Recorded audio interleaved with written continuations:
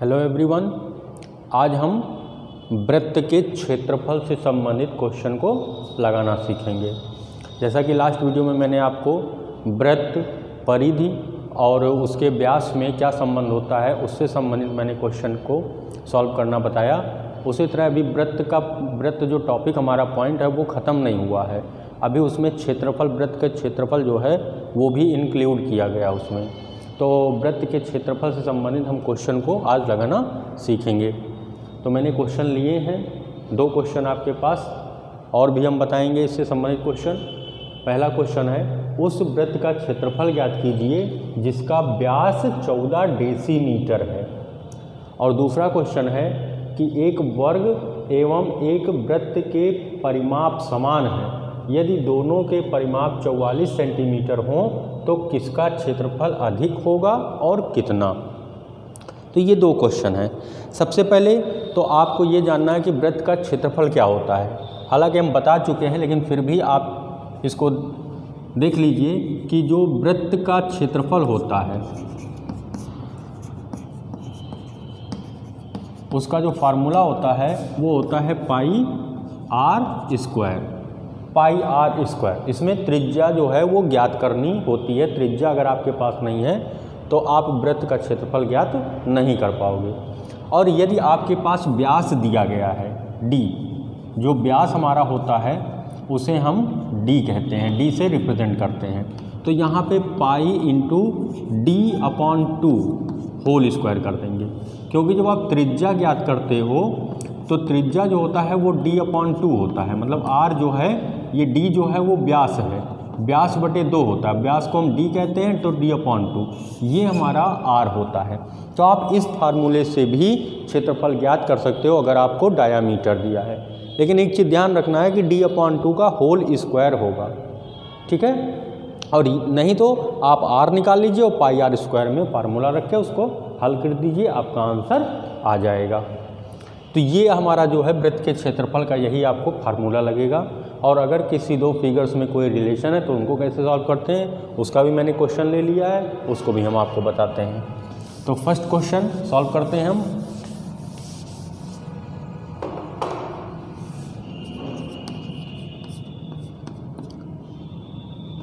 ये पहला क्वेश्चन का हल कि कह रहा उस वृत्त का क्षेत्रफल ज्ञात कीजिए जिसका व्यास 14 डेसीमीटर है।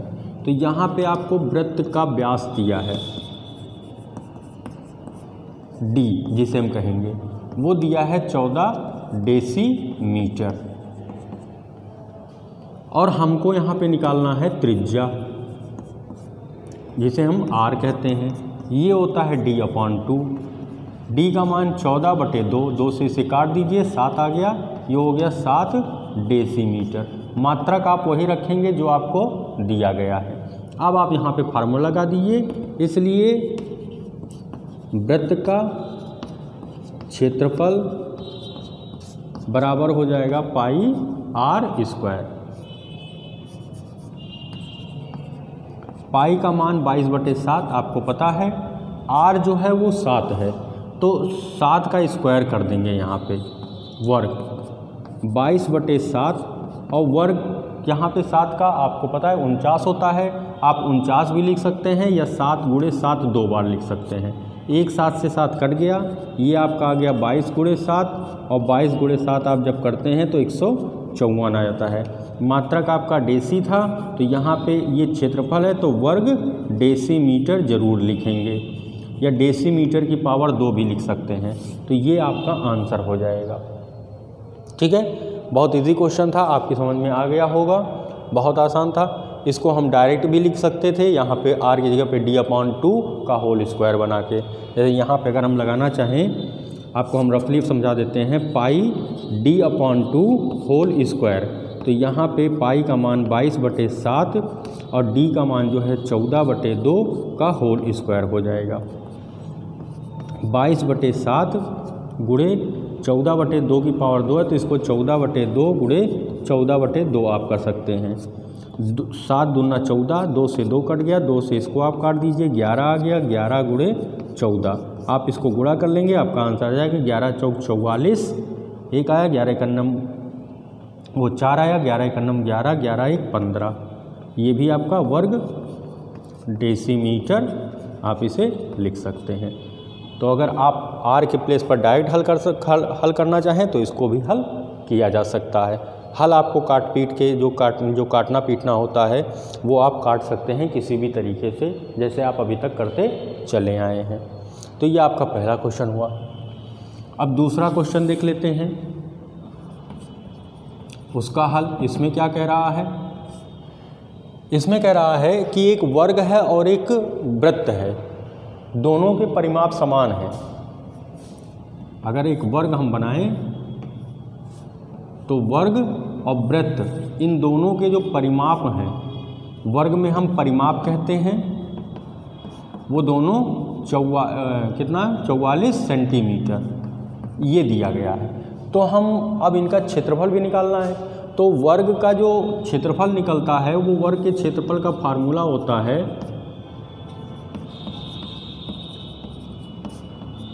भुजा स्क्वायर। ये भी आपको पता है, भुजा स्क्वायर होता है। तो सबसे पहले हम परिमाप से भुजा निकालेंगे और फिर भुजा से हम क्षेत्रफल निकाल देंगे। इसी तरीके से वृत्त जो हमारा दिया गया है, इसका परिमाप मतलब ये परिधि है। परिमाप का मतलब परिधि, यहाँ पे आप परिमाप कहिए या इसकी परिधि बोल दीजिए, दोनों चीज़ें एक ही होती हैं। तो परिमाप जब दिया, परिधि जब दी गई वृत्त में, तो उससे भी हम आर फाइंड करेंगे, रेडियस, और रेडियस के बाद हम उसका क्षेत्रफल निकाल देंगे। और फिर हम देखेंगे किसका क्षेत्रफल अधिक है और कितना अधिक है। तो स्टार्ट करते हैं, इसको देखते हैं। सबसे पहले हम, क्योंकि वर्ग का परिमाप बराबर 44 सेंटीमीटर है, और जब ये 44 सेंटीमीटर है तो वर्ग का परिमाप जो होता है वो होता है 4 गुणे भुजा। इसका फार्मूला होता है 4 गुणे भुजा। ये आपको दिया है 44। जब हम भुजा निकालेंगे तो आप देख रहे हैं कि ये 4 गुणे में भुजा के, तो ये जब दाहिनी तरफ जाएगा तो भाग में चला जाएगा, और इसको काट देंगे तो 11 आ गया। तो जो वर्ग की भुजा है वो आ गई 11 सेंटीमीटर। ये किसकी भुजा है? वर्ग की। इसलिए हम वर्ग का क्षेत्रफल निकाल लेंगे, और वर्ग का क्षेत्रफल होता है भुजा का वर्ग, जैसा मैंने आपको यहाँ पहले बताया है। भुजा आपकी है 11 और 11 का वर्ग कर देंगे, 11 का वर्ग होता है 121। तो ये वर्ग सेंटीमीटर में आ जाएगा क्योंकि ये क्षेत्रफल है। अब इसी तरह वृत्त की बात करते हैं। तो यहाँ पे वृत्त है, तो वृत्त का परिमाप, परिधि कहिए या परिमाप कहिए, दोनों चीज़ें एक ही होती हैं, बराबर 44 सेंटीमीटर।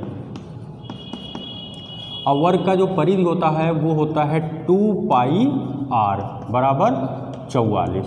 जब हम आर हमने कहा आप निकालेंगे रेडियस, तो 44 और 2 पाई जो हैं ये आर के गुणे में है, तो इधर जब जाएंगे दाहिनी तरफ तो भाग में चले जाएंगे, 2 पाई हो जाएगा। तो ये हो गया 44 और 2 पाई का मान होता है 22/7, तो 22 रहेगा और 7 इसके बटे में आएगा, तो इसलिए वो अंश में चला जाएगा ऊपर। ठीक है, 22/7, तो 7 जो है वो अंश में चला जाएगा। अब इसको आप काट देंगे, देख लीजिए इसको, 44 गुणे 7 हो गया और ये 22 दूना 44 हो गया। 44 से 44 कट गया तो ये 7 सेंटीमीटर आ गया। ये हो गई हमारी त्रिज्या।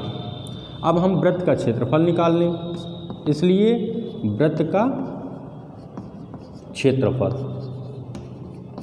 ये होता है पाई आर स्क्वायर।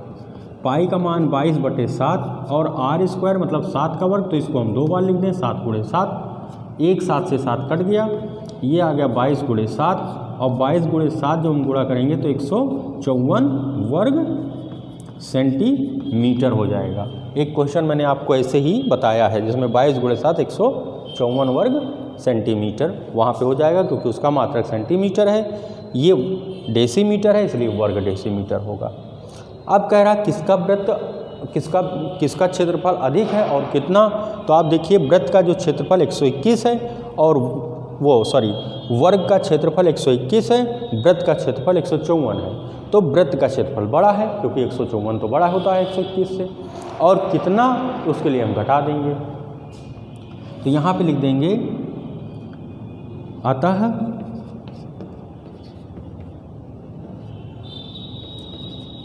वृत्त का क्षेत्रफल वर्ग के क्षेत्रफल से कितना अधिक है, इसके लिए आप इसको घटा दीजिए। 154 माइनस 121, तो ये आपका आ जाएगा 33 वर्ग सेंटीमीटर अधिक होगा या है, आप जो भी लिखना चाहें। अतः वृत्त का क्षेत्रफल वर्ग के क्षेत्रफल से 33 वर्ग सेंटीमीटर अधिक होगा। तो जब भी दो फिगर को ऐसे कंपेयर करने की बात करता है तो आप कंपेयर में देख लेंगे कि आपको क्या चीज़ें मालूम हैं, क्या चीज़ें आपको दी गई हैं और क्या आपको ज्ञात करना है। तो उसमें स्टेप बाय स्टेप जब आप चलेंगे तो आपकी समझ में सब आ जाएगा और आप क्वेश्चन को हल कर लेंगे। तो इस क्वेश्चन को ध्यान से देखिएगा, समझने का प्रयास करिएगा क्योंकि क्वेश्चन बहुत ही अच्छा है और ऐसे क्वेश्चन जो हैं वो एग्ज़ाम में आते भी हैं, पूछे भी जाते हैं।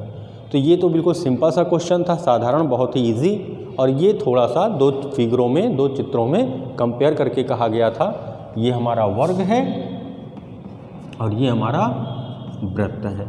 इन दोनों में थोड़ी सी कंपेयर की गई और उसके बाद पूछ लिया गया आपसे कि किसका क्षेत्रफल अधिक है और कितना अधिक है। Next question, question number 3।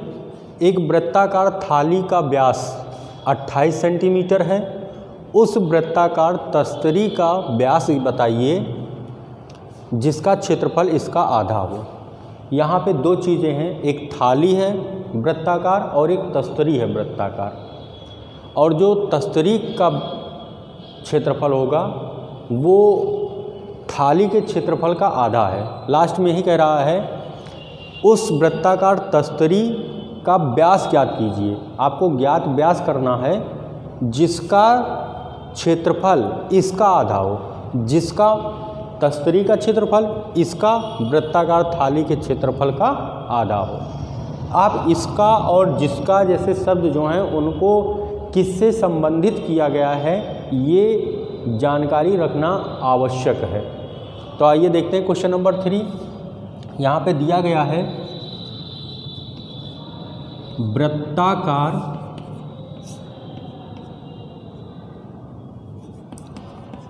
थाली का व्यास बराबर 28 सेंटीमीटर। तो इसका हम त्रिज्या निकाल लेंगे। किसका? वृत्ताकार थाली की त्रिज्या r बराबर ये हो जाएगा व्यास बटे 2। व्यास आपका है 28 बटे 2, 28 से काट दीजिए, ये आ गया 14 सेंटीमीटर। अब देखिए यहाँ पे मैंने कैपिटल R लिया है क्योंकि दो चीज़ें यहाँ पे वृत्ताकार हैं, एक थाली है दूसरा तस्तरी है, तो दोनों की त्रिज्याएं होंगी। तो एक की त्रिज्या को आप कैपिटल R करेंगे, दूसरे की त्रिज्या को स्मॉल r करेंगे। ठीक है, तो आप यहाँ पे आपने देखा कि वृत्ताकार थाली की त्रिज्या आ गई तो आप उसका क्षेत्रफल निकाल लेंगे, क्योंकि उसका क्षेत्रफल निकालना जरूरी है। क्षेत्रफल जब निकालेंगे तभी हम तस्तरी का जो क्षेत्रफल है वो इस थाली के क्षेत्रफल का आधा होगा और तभी हम आधा कर पाएंगे। तो यहाँ पे निकाल लेंगे, इसलिए थाली का क्षेत्रफल, और क्षेत्रफल का वही फार्मूला पाई r स्क्वायर। यहाँ पे कैपिटल R है इसलिए कैपिटल R लेंगे। तो ये हो गया 22/7। R जो है आप देख रहे हैं कैपिटल R, ये आया है 14, तो 14 गुणे 14 कर लेंगे। इसको आप काट दीजिए, 7 दूना 14, ये 22 गुणे 14 दूना 28 हो गया, और ये जो आया क्षेत्रफल है तो इसलिए वर्ग सेंटीमीटर में रहेगा। इसे आप गुणा कर लीजिए 22 से 28 को, 8 दूना 16, 8 दूना 16 1 17 आ गया। 2 से गुणा करिए, 2 दूना 4, 2 दूना 4 6, 7 4 11 के 1 आया, 4 1 5 1 6, तो ये आपका आ गया 616 वर्ग सेंटीमीटर। अब जब इसका क्षेत्रफल आ गया तो क्योंकि हम यहाँ पे निकाल लेंगे वृत्ताकार तस्तरी का क्षेत्रफल, और जब इसका क्षेत्रफल निकालेंगे तो कह रहा है कि इसका क्षेत्रफल जो है तस्तरी का वो थाली के क्षेत्रफल का आधा है, तो यहाँ पे लिख देंगे 1/2 थाली का क्षेत्रफल, और 1/2 थाली का जो क्षेत्रफल आया वो आया 616। और जब तस्तरी का क्षेत्रफल कह रहा तो तस्तरी का क्षेत्रफल होता है पाई r स्क्वायर। यहाँ पे हम स्मॉल r ले लेंगे क्योंकि कैपिटल R ऊपर ले चुके हैं, हम यहाँ पे इसका भी फार्मूला डायरेक्ट रखते चलेंगे। पाई का मान 22/7, ये हो गया r स्क्वायर, और इसको आप काट दीजिए तो ये हो गया 308। अब r के गुणे में 22/7 है, उधर जाएगा तो भाग में चला जाएगा, तो जब r स्क्वायर हम निकालेंगे तो ये हो जाएगा 308 गुणे 7 r के भाग में है तो ये गुणे में चला जाएगा, 22 r के गुणे में है तो ये भाग में चला जाएगा। अब इसे आप काट दीजिए 2 एकन्नम 2, 2 एकन्नम 2, 2 एकन्नम 2, 1 बचा, 2 पंचे 10 और 2 चौको 8, तो जो r आपका आ गया r स्क्वायर, ये आ गया 154 गुणे 7/11। अब आप इसे 11 से काट दिए, 11 एकन्नम 11, 4 बचा, 11 चौक 44, तो r स्क्वायर जो है वो आ गया 14 गुणे 7। r स्क्वायर बराबर इसके गुणा, इसके फैक्टर आप कर लीजिए तो 2 गुणे 7 आ जाएगा, और ये 7 था। जब r आप निकालेंगे तो ये रूट में आ जाएगा, 2 गुणे 7 गुणे 7। आप रूट पढ़ चुके हो वर्गमूल, यहाँ पे 7 का पेयर है, 7 बाहर आ गया, 2 नहीं निकलेगा तो ये रूट में रहेगा, और ये हो गया सेंटीमीटर। ठीक है। अब ये त्रिज्या जो है ये वृत्ताकार तस्तरी की है और हमको व्यास निकालना है। वृत्ताकार तस्तरी का व्यास बराबर 2 गुणे त्रिज्या, और त्रिज्या ये जो है ये तस्तरी की है, जो स्मॉल r आपका निकला है, तो 2 गुणे स्मॉल r आपका निकला है 7 गुणे √2, तो 7 गुना 14, और √2 जो है वो आपका ऐसे ही रहेगा सेंटीमीटर। तो इस तरीके से आप वृत्ताकार तस्तरी का व्यास निकाल देंगे। नेक्स्ट क्वेश्चन हमारा है क्वेश्चन नंबर 4 का हल। इसमें जो आपको दिया गया है वो कह रहा है कि 28 सेंटीमीटर भुजा की लोहे की चादर से, तो ये 28 सेंटीमीटर लोहे की एक वर्गाकार चादर है, इसकी भुजा जो है वो 28 सेंटीमीटर। चादर से दयाराम लोहार बड़े से बड़ा वृत्ताकार समतलीय तवा तैयार करता है। तो जब किसी भी वर्ग से बड़े से बड़ा कोई भी वृत्ताकार चीज काटी जाती है तो वो जो वृत्ताकार चीज है वो वर्ग की चारों भुजाओं से मिलती हुई बनती है। ठीक है। और जो इसका व्यास होगा वो होगा चादर की भुजा के बराबर। इसका जो व्यास होगा वो होगा लोहे की चादर के भुजा के बराबर। आगे कह रहा था कि तवे का क्षेत्रफल बताइए, तो तवे का हम क्षेत्रफल निकाल देंगे क्योंकि हमारे पास व्यास आ गया तवे का, उससे त्रिज्या निकाल देंगे, त्रिज्या से हम क्षेत्रफल निकाल देंगे। फिर कह रहा कितनी चादर बची रहेगी, तो कितनी चादर बची रहेगी, तो उसके लिए हम देख रहे हैं कि वर्गाकार लोहे की चादर से हम वृत्ताकार तवा बना रहे हैं, तो इसलिए हमको वर्ग का भी क्षेत्रफल निकालना पड़ेगा और तवे का क्षेत्रफल हमसे पूछा ही गया है। जब दोनों को घटाएंगे तब हमारे पास पता चलेगा कितनी चादर बचेगी। तो इसमें दोनों काम करने हैं आपको, वर्ग का भी क्षेत्रफल निकालना और तवे का क्षेत्रफल निकालना, दोनों निकालना। तो सबसे पहले इसमें दिया गया है वो लिख लेते हैं, लोहे की चादर की भुजा, और ये भुजा जो है वो 28 सेंटीमीटर है। तो इसका क्षेत्रफल भी निकाल लीजिए। इसलिए लोहे की चादर का क्षेत्रफल, और ये जो क्षेत्रफल है ये हो जाएगा भुजा की पावर 2, भुजा का वर्ग होता है। भुजा हमारी 28 का वर्ग हो जाएगा। 28 का वर्ग आप कर लीजिए, गुणा कर लीजिए, 8 का 64, 6 आया, 8 गुना 16 और 6 22 हो गया। 2 8 16, 1 2 दूना 4, 1 5, जोड़ दीजिए 4, 6 2 8 और 5 2 7। तो ये आपका आ गया 784 वर्ग सेंटीमीटर, क्योंकि क्षेत्रफल है तो वर्ग में रहेगा और इसका जो मात्रा है सेंटीमीटर वो सेंटीमीटर है। तो इस तरीके से हम लोहे की वर्गाकार चादर उसका क्षेत्रफल निकालेंगे। अब हम इस तवे का व्यास देखते हैं। तो क्योंकि वृत्ताकार तवे का व्यास ये जो होगा वो होगा चादर की भुजा के बराबर। तो ये व्यास जो है डी हो जाएगा और जो चादर की भुजा है वो है 28, तो 28 सेंटीमीटर। अब यहाँ से आप त्रिज्या निकाल सकते हो या डायरेक्ट इसका क्षेत्रफल निकाल सकते हो, आर डी या फिर डी करके। कैसे हल करेंगे वो भी आप देख लीजिए। इसलिए तवे का क्षेत्रफल, जो हम तवे का क्षेत्रफल निकालते हैं उसका फार्मूला होता है पाई आर स्क्वायर।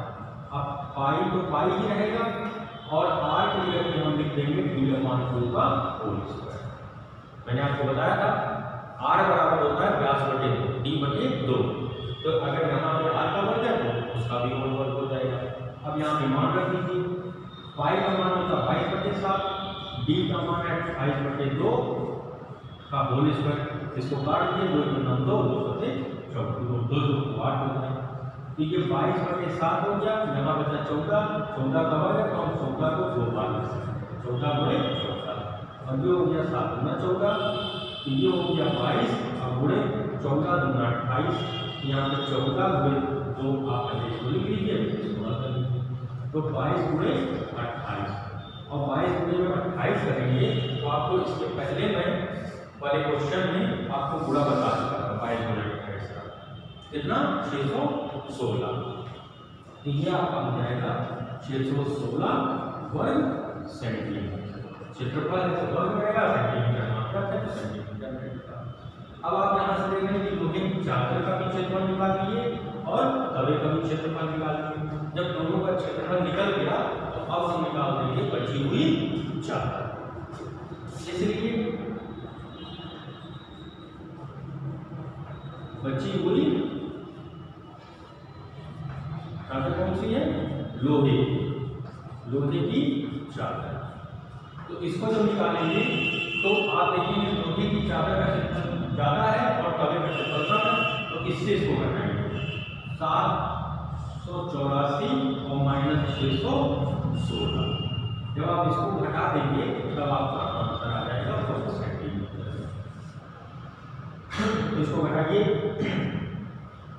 14 में से 6 गया 8 बचा, 7 में से 1 गया 6 और 7 में से 6 गया 1, तो ये आपका आ गया 168 वर्ग सेंटीमीटर। इतनी चादर जो है वो बची है। तो ये आपके मैंने कुछ 4 क्वेश्चन लिए जो मैंने आपको समझाया, जिन्हें मुझे लगा कि आप लगाने में थोड़ी सी आपको दिक्कत होगी, और इनसे संबंधित आपकी एक्सरसाइज में कुछ क्वेश्चन और हैं, हो सकता है आप लगा पाएँ और ना भी लगा पाएँ। यदि आप लगा लेते हैं तो बहुत अच्छी बात है। अगर नहीं आप लगा पा रहे हैं तो जो क्वेश्चन आपसे नहीं लगे उनको आप बताइए, मैं उनको भी सॉल्व करके आपको बताऊंगा ये क्वेश्चन कैसे लगेंगे। और अगर आप लगा रहे कहीं पे कोई गलती कर रहे हैं तो आपको समझ में आ जाएगा कि वो कहाँ पे गलती कर रहे थे जिससे हमारा क्वेश्चन नहीं लग रहा। और वीडियो को पूरा ध्यान से देखा करिए। ध्यान से देखने के बाद एक एक लाइन आपको सॉल्व हो रहा आपके सामने, तो आप वो एक एक लाइन ड्रॉ करिए कि कैसे सॉल्व हो रहा, कहाँ पे काटा जा रहा, या हम सॉल्व करते तो कैसे काटते। तो कैलकुलेशन जो है वो आप स्वयं कर लीजिए तो आपकी समझ में और आ जाएगा। बाकी कुछ चीज़ें जो बेसिक चीज़ें वो मैं आपको समझा दे रहा हूँ उनके साथ भी, कि आपकी समझ में अच्छे से आ जाए कि कहाँ से कौन सी चीज़ आ रही है। और इसके बाद अब आपका नेक्स्ट वीडियो जो आएगा वो आएगा लंबवृत्तीय बेलन। तो लंबवृत्तीय बेलन के विषय में हम पहले जानेंगे और फिर उससे संबंधित क्वेश्चन को हम हल करना सीखेंगे। अब वीडियो को देखिए और सब्सक्राइब करिए ताकि आपके पास जैसे ही भी मैं वीडियो अपलोड करूं आपके पास तुरंत उसका नोटिफिकेशन आ जाए और आप उसको देख सकें और अच्छे से समझ सकें। Thank you.